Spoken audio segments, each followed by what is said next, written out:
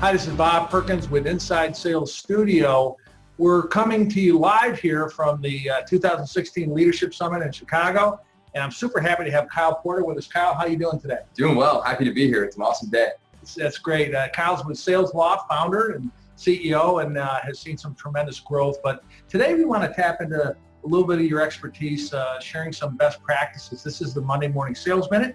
So managers and leaders and teams use this first thing in the week to kind of kick it off. So you're going to give a quick tip, and I think you're going to talk a little bit about trying to find out customers' objectives. That's right. As part of the sales process. Yeah, absolutely. Salespeople worry about being a pushy salesperson. It's always a kind of thing to avoid. And what I found is that pushy salespeople are actually, they're not the people that ask questions. They're the people that just say things like, hey, I'm Kyle, and we sell this, and we do this, and we can help you with that, and this. But they fear that asking questions is being a pushy salesperson. But when you ask questions the right way, you can really dive in, understand the objectives that your customers are facing and the things that they're trying to accomplish. And so what I love to tell our sales team and our customer sales teams is the whole goal is you want to build and establish some rapport so you can start asking questions about what are your objectives for next quarter? What are your objectives for the rest of the year? If this happens and that happens, what occurs? And then instead of just talking, the game plan is, okay, cool. Well, what if this happens? I get it. And so it's just asking these like sequences of questions that lead up to understanding the objectives so that then you can fit your solution into accomplishing their goals. That's great. I like how you listen more than you talk. So let's role play here, all right? So let's say I'm a large company and got 50 salespeople. You're SalesLoft. We've established rapport. We're on the phone together and say, oh, so that's really interesting. I've heard of SalesLoft a little bit. And, tell me a little bit more.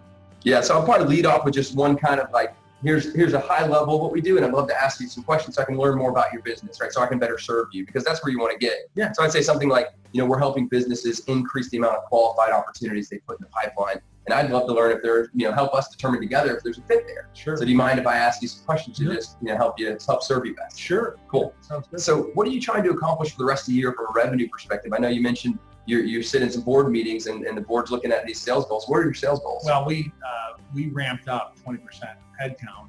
And with that came 25% quota increase. I'm not sure how that happened, but we're a little behind now, so we've got to try to get as close to that gap goal as possible. Gotcha. And then that 25% quota increase what's that represent for increase in sales for the organization year over year? That's about $5 million above the 35 that we've done. So quite a big push. Great. So you got to get this $5 million. Tell me how your plan. What are your plans to achieve that today?